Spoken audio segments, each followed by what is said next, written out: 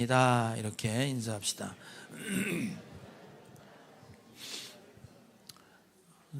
확실히 믿을만 해요. 네. 우리가 이제 여기 예배당을 2020년도에 이 상가를 사가지고 리모델링을 했어요. 그때 처음으로 이제 저 뒤에 있는 유리를 다 뜯어내고 이제 붙어 있는 거 띄고 청소를 했습니다. 그때 이제 사다리차 같은 거 차에 타서 그 바가지에 올라타가지고 유리창을 제가 다 닦았어요. 4년 전에 닦고 청소를 한 번도 못했는데 이번 9월 달에 평신도 세미나가 있으니 언젠가 청소를 다 대청소 한번 할 건데 청소를 해야 될 유리를 닦고 싶은 거예요. 근데 이제 차만 빌리는데 50만 원이에요. 거기다 이제 제가 올라타야 되는데 이제 제가 예전 같지 않아서 제가 올라타는 걸 다 반대하니까 사람을 사서 해야 되니까 이게 배보다 배꼽이 더 큰 거예요. 고민하다가 어떤 결론을 내렸냐면 과학기술의 발달로 유리창 닦는 로봇가 생긴 거예요. 그래서 유리창 닦는 로봇을 20만 원 주고 샀습니다. 닦아보니 마음에 있는 사람이 닦는다고 할 수 있는 사람이 적은 거예요. 저 한 판 큰 걸 닦는데 한 25분 걸려요. 이게 어떻게 된 거냐면 동그란 거 두 개가 걸레가 붙어있는 두 개가 돌아요. 근데 얘가 진공청소기처럼 빠는 거예요. 그래서 유리에 딱 붙어서 지가 막 돌아다니는 거예요. 스위치를 딱 누르면 쫙 위로 올라갔다가 오른쪽 코너로 딱 찍어요. 그 다음부터 왼쪽으로, 그 다음에 하나씩 내려와서 이렇게 닦는 거예요. 이렇게 물도 칙칙칙 뿌리면서 지가 이게 그래서 아무튼 제가 근 8시간에 걸쳐서 큰 유리를 다 닦았습니다. 그래서 그 평신도 세미나를 대비한 청소는 제가 다 했어요. 제가 할 건 다 했다고. 이제 관심이 없으니까 유리창이 깨끗해진지 모르죠. 이따가 이제 저 브라인드를 치면 동그란 걸레가 돌기 때문에 창문의 맨 모서리는 각이 졌잖아요. 거기는 안 들어간단 말이에요. 그러니까 맨 모서리에 삼각형의 흔적이 남아 있습니다. 이전 창과 지금 닦은 창을 비교해 보시란 말이에요. 이따가 제가 얘기를 왜 하냐면 계속해서 닦다 보니까 얘가 패턴이 똑같은 거예요. 안쪽이든 바깥쪽이든 누르면 지가 스스로 올라가서 오른쪽 맨 모서리를 찾아. 그러고 난 다음에 차근차근 와서 다 닦고 맨 밑에는 2번을 왔다 갔다 하면서 더 닦고 그리고 이제 있던 자리로 돌아가서 삑삑삑 소리를 내면 끝난 거예요. 이게 한 판, 두 판, 세 판, 네 판 계속해서 반복하다 보니까 얘는 누르면 반드시 닦고 제자리로 돌아온다는 믿음이 생기는 거야. 그러면 얘는 농땡이도 안 피고 간식을 안 줘도 지가 열심히 일하는 거예요. 얘가 근데 왜 그렇게 청소를 할까요? 그 기계 안에 프로그램이 그렇게 돼 있는 거예요. 그죠? 너무 어려운 얘기를 하나 내가 지금? 기계 자체가 얘가 움직일 수 있도록 기계와 이 기계를 조정하는 뭔가가 서로 간에 약속이 돼 있고 그걸 프로그램이 됐던 약속이 됐던 그대로 진행해서 이렇게 청소하고 결론을 내겠구나라는 것을 알게 된단 말이에요. 마찬가지로 요한계시록은 마치 이 창문에 더러운 창문 스위치 누르면 어떻게 되고 어디로 갔다 어디로 오는지를 아는 것처럼 계시록에 있는 말씀은 이 어지러운 세상 가운데 이 세상이 어디로 가며 우리의 결론이 어디에서 마치게 되는지를 계속해서 얘기하고 있어요. 그래서 오늘 7번째 나팔, 7번째는 완전수예요. 그래서 7인, 7나팔, 7대접 다 똑같은 사건입니다. 7번째는 끝장나는 거예요. 마지막이란 말이에요. 그래서 하나님 나라가 완성될 뿐 아니라 구원의 완성일 뿐만 아니라 심판의 완성이기도 해요. 악한 것들이 다 사라지는 역사가 오늘 기록되어 있습니다. 7인 때는 잠시 동안 잠잠했다고 폭풍 전야 같은 말씀을 전했는데 오늘 7번째 나팔을 불 때는 여러 가지 일이 벌어집니다. 오늘 읽은 14절부터를 요약하면 이렇습니다. 첫 번째 뭐냐면 세상의 나라가 하늘로부터 7번째 나팔을 부니 하늘로부터 큰 소리가 나서 세상의 나라가 하나님과 그리스도의 것이 되며 통치가 영원할 것이다 라는 첫 번째 얘기가 나와요. 두 번째 얘기는 무슨 얘기가 나오냐면, 그래서 이 세상에 멸망받을 사람들은 다 멸망하고 하나님을 두려워하는 자, 개역 개정판에는 경외하는 자 이렇게 되어 있어요. 그러니까 예언자들, 성도들, 큰 자든 작은 자든 하나님을 경외하는 자는 상을 받을 것이다 라는 약속이 하나 나와요. 세 번째는 뭐가 있냐면, 그리고 하늘의 문이 열리면서 하나님의 성전에 언약궤가 등장하는 장면으로 오늘 마지막을 정리하고 있습니다. 자, 그럼 첫 번째 뭐가 벌어지냐면, 일곱 번째 나팔이 부러지니까 세상 나라가 하나님의 나라로 바뀐다는 거예요. 그럼 지금은 이게 지금 세상이 지배하고 있는 나라다 이 얘기가 되는 거예요. 이건 지금 완성될 때 얘기니까, 마지막 때 얘기니까.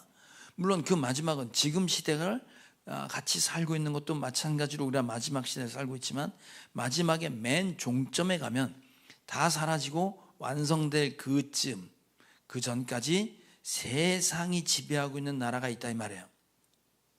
놀랍게도 지금 우리가 살고 있는 이 세상은 세상의 주인이 원래 하나님이신데, 지금 현재 누가 악한 것이 지배하고 있다고 성경은 얘기하고 있어요. 자, 마귀가 예수님을 시험하면서 이렇게 얘기합니다. 자, 마태복음 4장입니다. 시작. 또다시 악마는 예수를 매우 높은 산으로 데리고 가서 세상의 모든 나라와 그 영광을 보여주고 말하였다. 내가 나에게 엎드려 절을 하면 이 모든 것을 네게 주겠다. 이 세상 모든 나라와 영광, 우리가 좋다고 하는, 우와 대박, 이런 것들 몽땅 다 악마가 나한테 절하면 줄게 이렇게 되는 거예요. 가끔 그 마귀한테 절하고 뭔가를 얻었다는 그런 황당한 얘기들을 많이 들어보셨죠? 여러분도 아마 세상 모든 나라와 좋다는 거 다 보여주고 마귀가 나한테 절하면 줄게, 그러면 할 거야 안 할 거야? 주여, 내가 볼 땐 안 넘어갈 사람 거의 없다 싶은데 맞아요 안 맞아요? 양심에 손을 얹고 대답 좀 해봐. 네? 됐어요. 지금 이렇게 예수님께 유혹을 했단 말이에요. 세상에 좋은 건 다 내 거야 라고 하는 존재가 있었단 말이에요. 자, 고린도 후서로 갑시다. 이제 바울 얘기예요. 시작. 우리의 복음이 가려 있다면 그것은 멸망하는 자들에게 가려 있는 것입니다.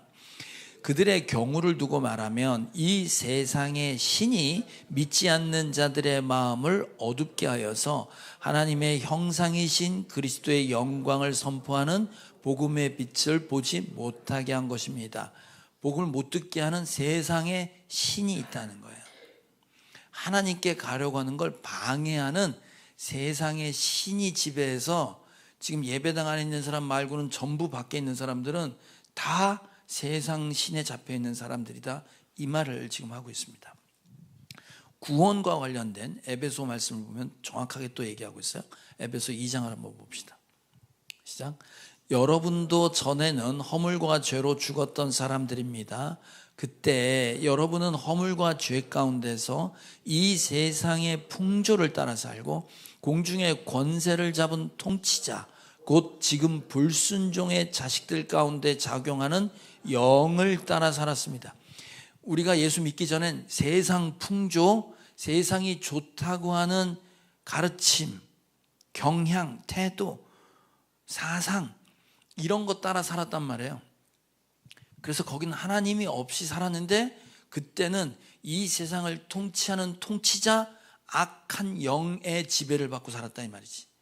그러니까 지금 현재 살고 있는 이 세상은 전부 악한 것들이 붙잡고 지배하고 누르고 있는 이런 상태다라고 성경은 얘기합니다. 이 상태가 어떻게? 이것들이 다 사라지고 이제 하나님께서 그리스도 예수님과 함께 이 세상을 완전한 통치로 얘들이 통치했던, 한동안 허락했던, 이 세상에 활개치고 다니도록 하나님이 허락했던 그거를 정리할 때가 온다 이 말이에요.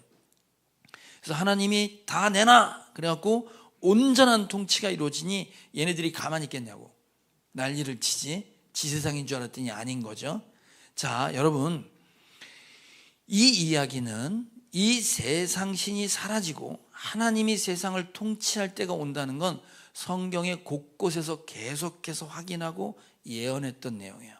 자, 구약을 성경 전체를 요약하는 게 시편 1편입니다. 시편 1편은 성경에 들어가는 문이라고 돼요. 거기 보면 복 받은 사람 얘기가 나와요. 그죠? 복 있는 사람은 이라고 나와.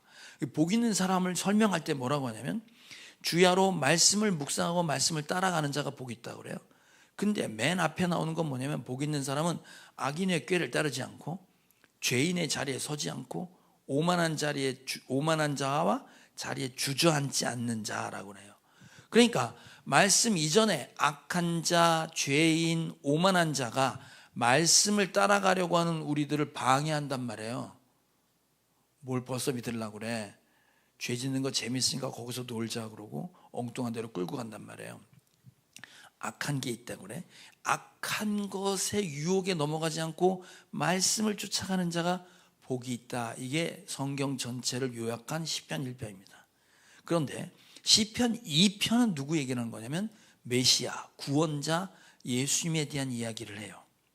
이 시편 2편이 그리스도가 이 세상을 통치할 거라고 예언하고 있는데 여기에 성경 전체 중에 딱 한 번 하나님이 웃으신다, 하나님이 웃는다는 단어가 나와요.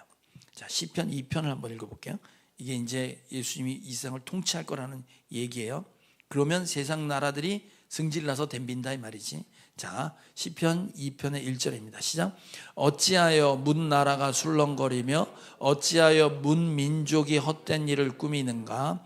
어찌하여 세상의 임금들이 전선을 펼치고 어찌하여 통치자들이 음모를 함께 꾸며 주님을 거역하고 주님과 그의 기름 부음 받은 이를 거역하면서 이르기를 이 족쇄를 벗어 던지자, 이 사슬을 끊어버리자 하는가. 하늘 보좌에 앉으신 이가 웃으신다. 내 주님께서 그들을 비웃으신다. 마침내 주님께서 분을 내고 진노하셔서 그들에게 호령하시며 이르시기를 내가 그들을 철퇴로 부수며 질그릇 부수듯이 부술 것이다 하였다. 그의 아들에게 입맞추어라. 그렇지 않으면 그가 진노하실 것이니 너희가 걸어가는 그 길에서 망할 것이다. 그의 진노하심이 지체 없이 너희에게 이를 것이다. 주님께로 피하는 사람은 모두 복을 받을 것이다. 이게 이제 메시아 그리스도에 대한 얘기예요. 이 세상 신들과 통치자들이 전부 짜고 하나님의 통치에서 벗어나자고 하면서 들이댑니다 이 말이에요. 근데 하나님께서 기름 부은 아들을 세우셔서 그 아들에게 권세를 주고 그 아들이 철퇴로 다 질그릇 부시듯이 때려 부시고 그리고 그가 완전한 통치에 이를 것이다 이 말이에요. 그래서 그 시대에게 무릎 꿇고 그에게 입맞추지 않은 자는 전부 멸망할 것이다가 성경이 얘기하고 있는 마지막 장면을 얘기하고 있습니다. 이게 성경에서 얘기하고 있는 이 세상의 종말을 그리고 있습니다. 뿐만 아니라 요한계시록은 우리 구약이 이제 다니엘서를 자꾸 인용하게 되는데 다니엘을 통해서 예언한 내용을 거의 복사해서 갖고 오다시피 성경의 이야기를 이루고 있다는 걸 성경은 얘기해요. 인자가 올 때, 메시아가 올 때 이럴 것이라고 다니엘이 예언한 게 있는데 거기에도 똑같은 얘기가 있습니다. 자, 다니엘 7장 25절입니다. 시작. 그가 가장 높으신 분께 대항하여 말하며 가장 높으신 분의 성도들을 괴롭히며 정해진 때와 법을 바꾸려고 할 것이다. 성도들은 한 때와 두 때와 반 때까지 그의 권세 아래 놓일 것이다. 그러나 심판이 내려서 그는 권세를 빼앗기고 멸망하여 없어질 것이다.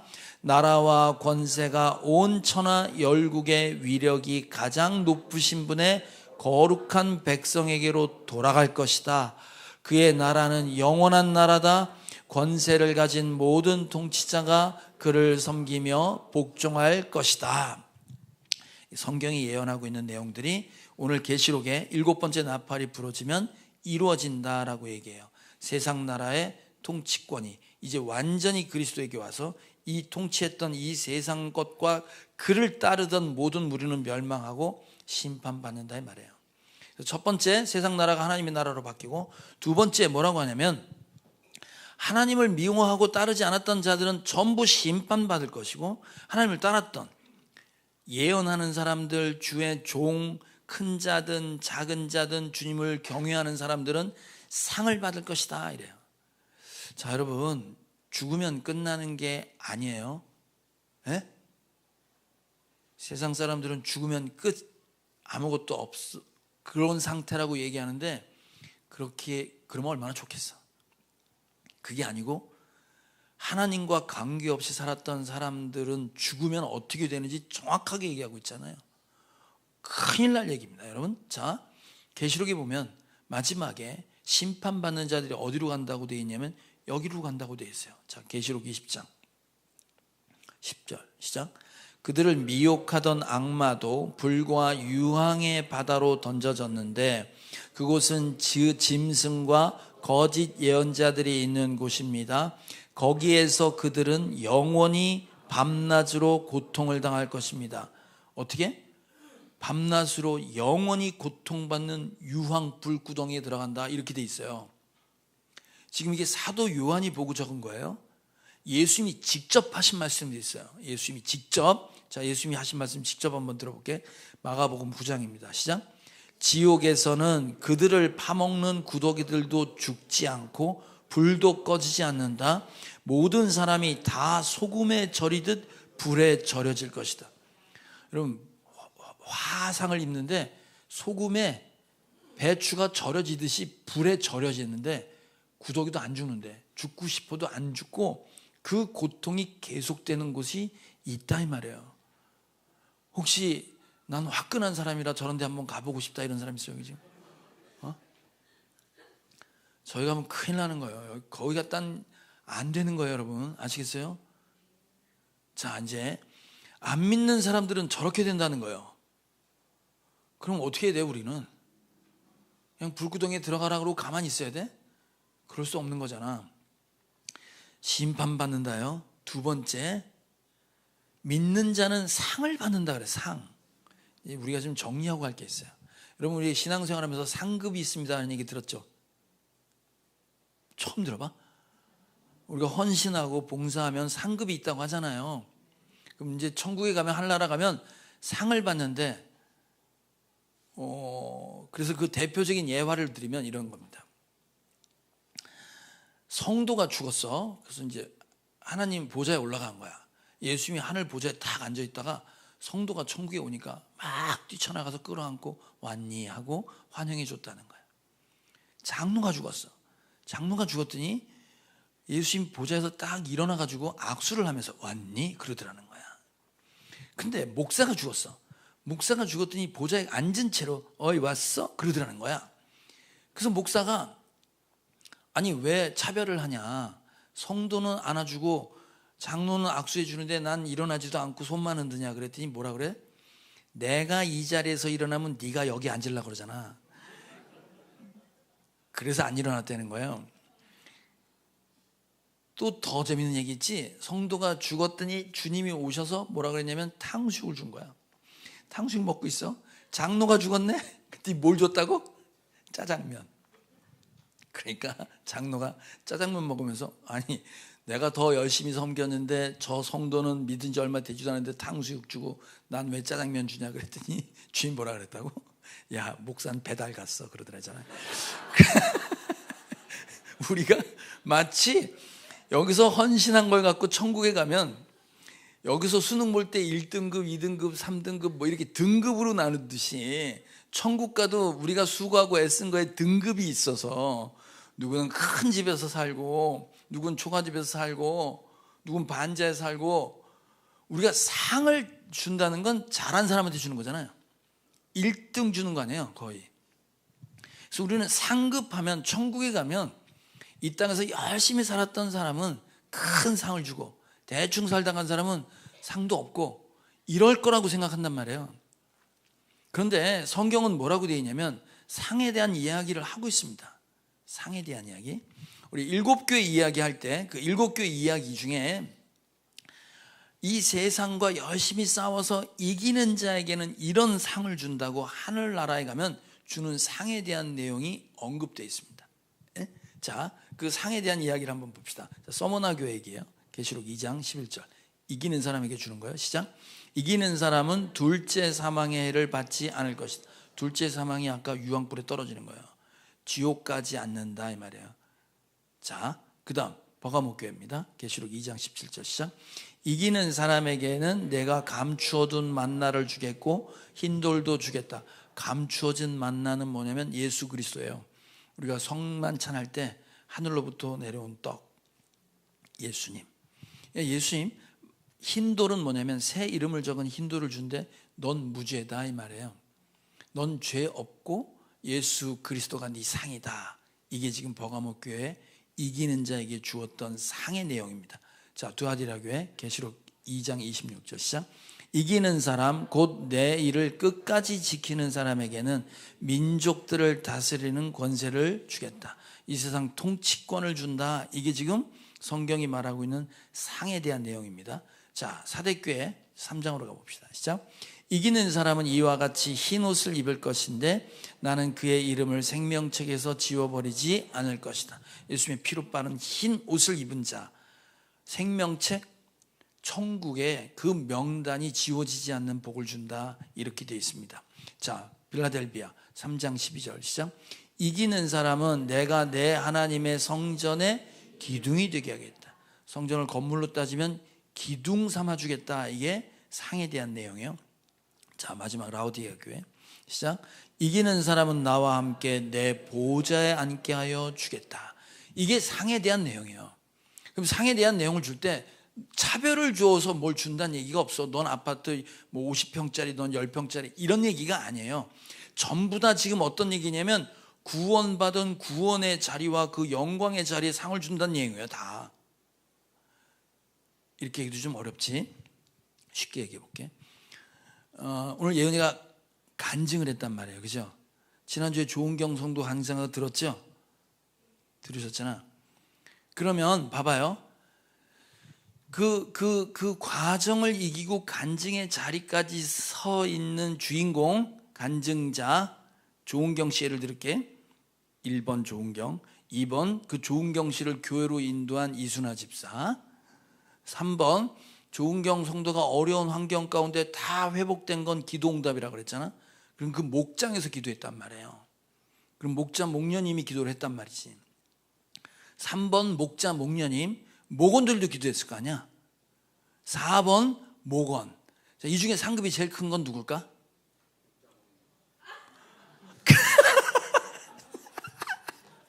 자기 목장이라고.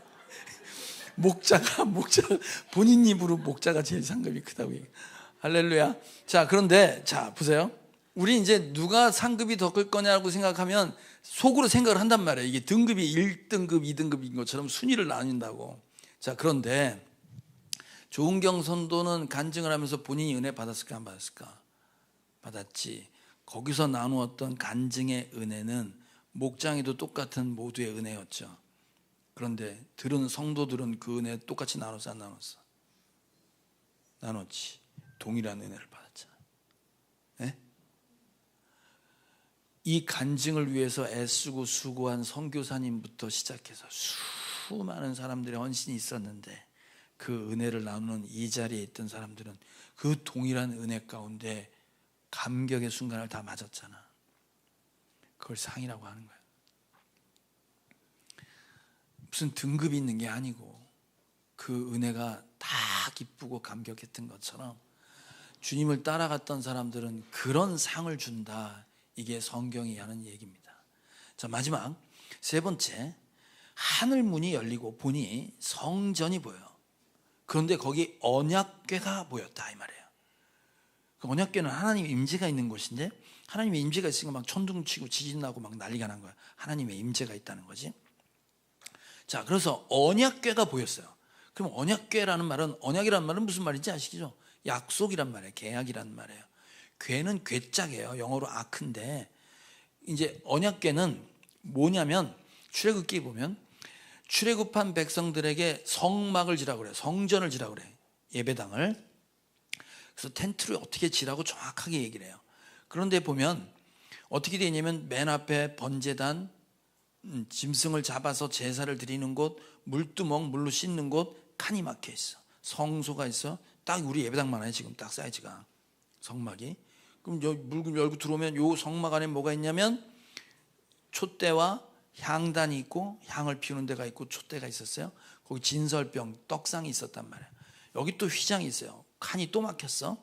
칸을 열고 들어가면 지성소라 그래. 아무나 못 들어가는 거야. 여기 하나님의 인재가 있겠다고 약속한 곳이에요. 거기 언약 괴짝이 있었단 말이에요. 약속의 괴짝, 약속 박스야. 언약궤 사이즈는 크지 않아요. 1m 20에 70cm, 높이 70cm. 이 정도예요. 요만한 거. 나무로 만들었어요. 조각목이라고 잡목으로 만들었는데 거기다 금을 씌웠고 그 증거궤라고 그래요. 출애굽 당시에는 뭐라 그러냐면 증거궤, 증거물이 들어있는 박스 이 말이에요.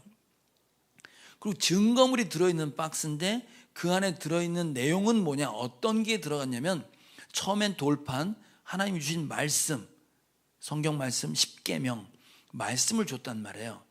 자, 근데 거기 뭐가 들어갔다고 그랬냐면, 자, 히브리서 9장을 보면 거기 세 가지가 들어가 있다고 그래. 자, 히브리서 9장을 한번 봅시다. 시작. 거기에는 금으로 만든 분향 제단과 온통 금으로 입힌 언약궤가 있고 그 안에는 만나를 담은 금 항아리와 쌍난 아론의 지팡이와 언약을 새긴 두 돌판이 들어 있었습니다. 증거 박스에 증거물이 세 개가 있었는데 하나는 하나님 만들어 주신 두 돌판, 십계명이 적혀 있는 돌판 말씀. 두 번째는 아론의 쌍난 지팡이. 아론의 쌍난 지팡이는 뭐냐면 덤볐어. 너만 지도자냐? 우리도 지도자고 반역을 한 거야. 지팡이 갖고 와. 그랬더니 아론의 지팡이만 싹이 나고 나머지 싹 다 작살이 난 거예요. 세 번째, 만나, 하늘로부터 만나가 떨어진 그 만나를 모아놨던 항아리가 들어가 있다 이 말이에요. 자, 그럼 이 세 가지는 무슨 증거냐 이거지. 무슨 언약, 무슨 약속의 증거물이 들어가 있냐 이 말이지.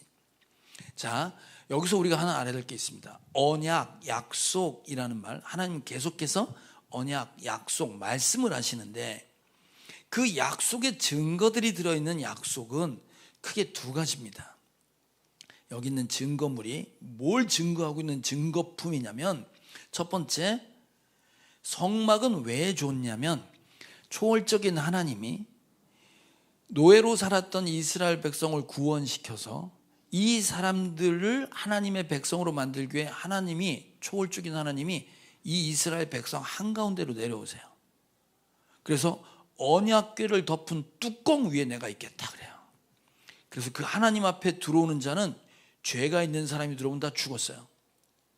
그런데 이 이스라엘 백성 한복판에 하나님께서 임재하셔서 내가 너희와 함께 있을게. 그래서 이 언약궤가 움직이면 이스라엘 백성이 움직인 거예요. 네. 하늘에 있던 하나님이 우리와 함께 있다는 증거가 언약궤였어요. 그래서 임마누엘이라고 들어보셨죠? 임마누엘이 내가 너와 함께 하겠다는 약속이에요. 이 약속, 첫 번째 약속은 뭐냐면 하나님이 내가 너랑 같이 있을게 라는 약속이 계속해서 이어져서 반복됩니다. 자, 출애굽기 3장 시작. 하나님이 대답하셨다. 내가 너와 함께 있겠다. 내가 이 백성을 이집트에서 이끌어낸 다음에 너희가 이 산에서 하나님을 예배하게 될 때 그것이 바로 내가 너를 보냈다는 증표가 될 것이다. 모세를 보낼 때 내가 너랑 함께 하겠다고 약속을 하세요. 모세에게도 내가 너랑 함께 하니까 구원을 시켜 그랬는데, 가나안 땅, 요단강을 지나 가나안 땅으로 들어갈 때 여호수아에게도 똑같은 약속을 하세요. 내가 너랑 함께 하겠다. 자, 여호수아 1장 9절입니다. 시작. 내가 너에게 굳세고 용감하라고 명하지 않았느냐? 너는 두려워하거나 낙담하지 말아라. 네가 어디로 가든지 너의 주 나 하나님이 함께 있겠다. 네, 주님이 내가 너랑 함께 있으니까 쫄지 마. 함께 있겠다는 약속을 계속했어요. 자, 이제 그리스도와 관련된 이사야서에 가면 함께 있겠다는 얘기를 좀 더 구체적으로 합니다. 자, 이사야 41장입니다. 시작. 내가 너와 함께 있으니 두려워하지 말아라. 내가 너희 하나님이니 떨지 말아라. 내가 너를 강하게 하겠다. 내가 너를 도와주고 내 승리의 오른팔로 너를 붙들어 주겠다. 내가 너랑 같이 있을 테니까 염려하지 마. 내 오른손으로 널 붙들 테니까 넌 절대로 자빠지지 않아. 내가 너랑 함께 있을게 라고 약속을 하세요. 자, 이사야 43장 여러분 잘 아는 구절입니다. 시작. 그러나 이제 야곱아 너를 창조하신 주님께서 말씀하신다.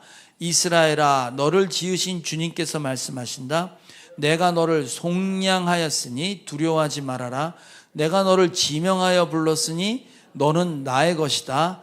네가 물 가운데 건너갈 때 내가 너와 함께하고 네가 강을 건널 때에도 물이 너를 침몰시키지 못할 것이다. 네가 불 속을 걸어가도 그을리지 않을 것이며 불꽃이 너를 태우지 못할 것이다. 보세요. 구원에 대한 약속을 하시는 이사야를 통해 하신 말씀이 뭐냐면 내가 너를 지명해서 불렀으니 넌 내 거야. 네가 어디를 가든지 내가 너랑 같이 있을 거야.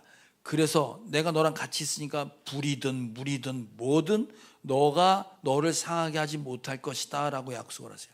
여기 지금 뭐라고 되어 있냐면 아까 이사야서에 보면 내가 너를 속량하였으니 라는 말이 나와요. 그래서 함께 있겠다는 말은 무슨 얘기랑 똑같은 거냐면 내가 너를 구원하겠다는 말과 똑같은 거예요. 왜냐하면 보세요. 하나님 거룩한데 거룩한 하나님 앞에 죄인이 오면 다 죽는 거예요. 그런데 내가 너랑 함께 있겠다는 얘기는 죄인이 내 옆에 있으면 죽잖아요. 그러니까 이 죄인을 죄 없는 자로 만들어서 내가 같이 있어야지 되는 거지. 그걸 뭐라 그래? 구원이라고 하는 거예요. 구원. 내 죄가 내 힘으로 안 되니 예수의 피로 내 죄가 깨끗해진 그 사람이 내 옆에 있는 거 아니야. 하나님 옆에. 그러니까 임마누엘의 약속은 그냥 단순히 내가 너를 심판하고 너를 째려보겠다가 아니라 내가 너와 영원히 함께 하겠다. 이 말은 내가 너를 구원하여 너를 깨끗게 해서 거룩한 존재로 만들어서 나와 함께 있게 하겠다라는 약속인 거예요. 그러니까 함께 하겠다는 말은 내가 너를 구원하겠다라는 말과 똑같은 말이 되는 거예요. 두 번째, 이 언약은 어떤 언약이 계속 성경에서 흐르냐면 첫 번째 임마누엘이고 두 번째는 뭐냐면 너를 구원해서 바로 천국에 데려가는 게 아니라 이 땅에 남겨놓는단 말이에요. 지금 이렇게. 그 왜 남겨놨냐 이거야. 그러면 이 땅에 있는 동안 하나님이 택하여 불러서 거룩하게 만들어가는 이 사람과 하나님과의 관계는 어떤 관계냐 이 말이지.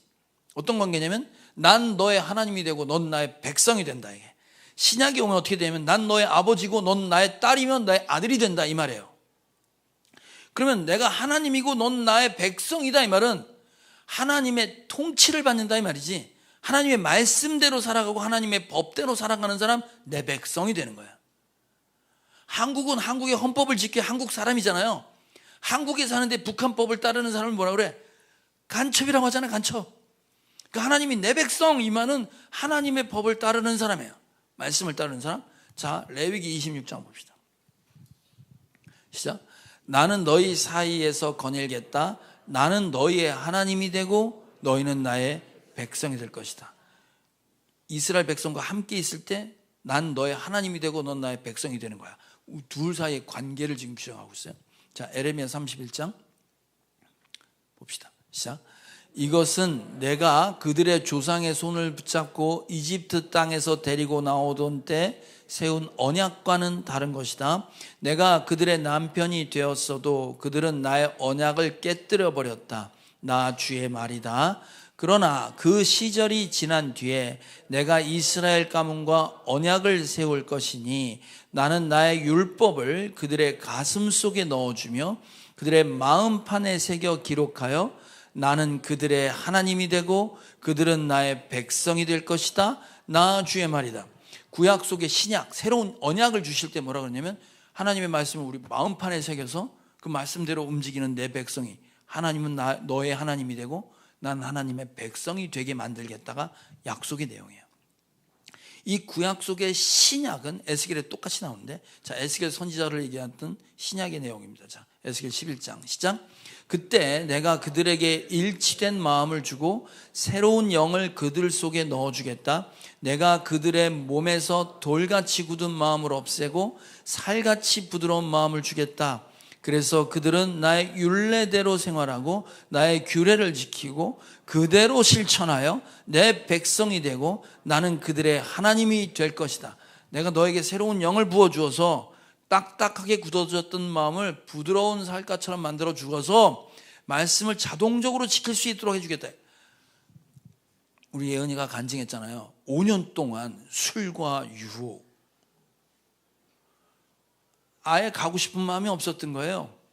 그런데 생명의 삶의 기도의 성령께서 역사하시니까 자기 입으로 고백하잖아요. 자기 180도 바뀌었다고. 관심 없던 사람들이 보이게 되고 그들을 쫓아가면서 집착을 할 만큼 그들을 품어주게 바뀌었다고 하잖아요. 지금 성경 얘기 그냥 그대로 된 거예요. 지금 하나님의 약속이 지금 이루어진 거란 말이에요.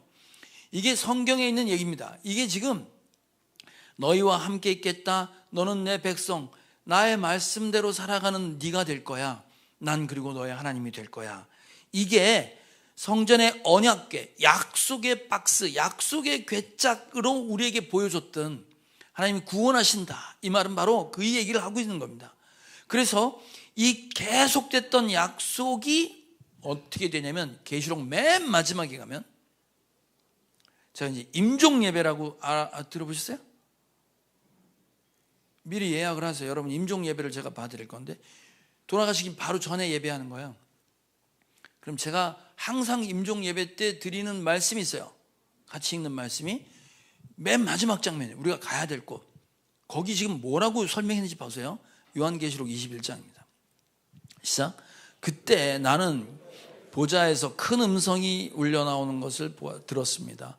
보아라, 하나님의 집이 사람들 가운데 있다.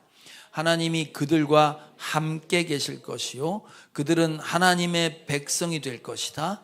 하나님이 친히 그들과 함께 계시고 그들의 눈에서 모든 눈물을 닦아주실 것이니 다시는 죽음이 없고 슬픔도 울부짖음도 고통도 없을 것이다. 이전 것들이 다 사라져버렸기 때문이다. 그때 보좌에 앉으신 분이 말씀하셨습니다. 보아라, 내가 모든 것을 새롭게 한다. 또 말씀하셨습니다. 기록하여라. 이 말은 신실하고 참되다. 내가 너희와 함께 있고 난 너의 하나님이 되며 넌 나의 백성이 될 것이다 라고 약속한 이 말은 신실하다 이 말이에요. 바뀌지 않는다 이 말이에요. 참되다, 진리다 이 말이에요. 그래서 기록하라고 그런 거예요 지금. 그러니까 이 언약궤가 갖고 있는 증거, 약속의 내용은 반드시 이루어진다고 마지막 7번째 나팔이 부르실 때 보여주는 게 내가 약속한 그대로지 하고 언약궤가 나타나는 거예요. 자, 여러분 언약궤가 들어갔을 과정을 다시 한번 자세히 보면 이스라엘 백성은 어떻게 구원받았냐면 6월절 어린 양의 피로 구원받았어요. 아시죠? 이집트 백성들 다 장자가 첫째가 다 죽었어요. 근데 양의 피를 바른 집만 죽지 않았어요. 그 어린 양은 바로 예수님의 피잖아요. 네? 그 6월절을 거쳐서 이스라엘 백성 홍해 바다를 건너 광야로 갑니다. 이게 구원받은 하나님의 백성이에요. 성막에 들어가면 번제단이 있어요. 흠없는 양에게 내 죄를 전가시키고 양을 잡아 피를 받아. 이게 6월절 사건을 얘기하는 거예요. 그 지나가면 물두멍이 있다고. 홍해바다 건넌 사건 세례라고 하잖아요. 너의 죄를 씻는 거예요. 물로 씻는 거예요. 그게 홍해바다 건너는 사건이에요. 성소에 들어가면 광야, 이때부터 광야. 광야에 하나님이 어떻게 이스라엘 백성을 인도했죠? 뭘로? 구름기둥? 불기둥으로. 그래서 촛대, 불기둥, 향단, 구름기둥이 있는 거예요. 뿐만 아니라 이스라엘 백성이 40년 동안 뭐 먹고 살았어? 만나, 하늘에서 내려오는 하늘의 양식을 먹었잖아요. 그래서 떡상이 있는 거예요. 잘 보세요. 출애굽의 구원의 사건을 성막에 그대로 갖다 놓은 거예요 지금. 그러면 마지막에 요단강 건너서 가나안 땅으로 가잖아. 휘장이 있단 말이야. 그 안에 언약궤가 있는 거예요. 휘장은 예수 그리스도가 십자가에 죽으실 때 휘장이 찢어졌어요.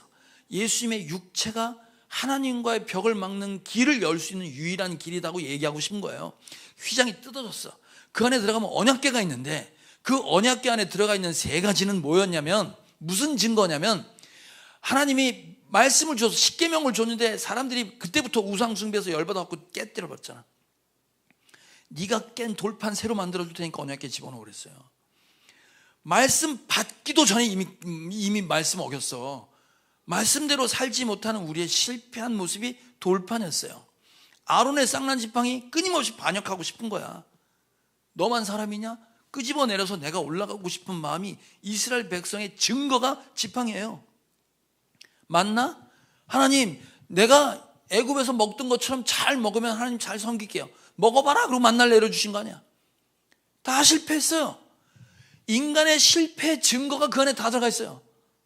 약속의 상자 속에 뭐가 있냐면 잘나고 똑똑하고 헌신하고 뭐 예배 잘 드리는 사람들의 샘플이 들어가 있는 게 아니라 완전히 망한 실패작들이 모임이 박스 안에 들어있단 말이야. 그걸 뭐가 덮어? 천사가 날개로 덮고 있어. 이렇게 그 더러운 거를 덮고 있다고. 1년에 한 번 제사장이 피를 갖다 뿌려. 하늘에서 보이면 우리의 죄는 하나도 안 보이고 예수 그리스도 그의 피가 우리를 품고 있는 것만 보여. 예수님만 보여. 예수님 안에 있는 내가 보이는 거야. 그걸 구원이라고 말하는 거야.